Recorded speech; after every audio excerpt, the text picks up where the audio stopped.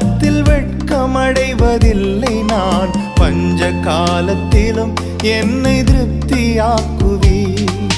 கர்த்தரே தாங்குகிறீர். என் பாதையிலே நோக்கமாய் உள்ளீர். என் வழிகள் ஒன்றும் பிசகுவதில்லை. என் அடியை உறுதிப்படுத்துகிறீர். என்னை கர்த்தரே தாங்குகிறீர். என் பாதையிலே நோக்கமாய் உள்ளீர். என் வழிகள் ஒன்றும் பிசகுவதில்லை. என் அடியை உறுதிப்படுத்துகிறீர்.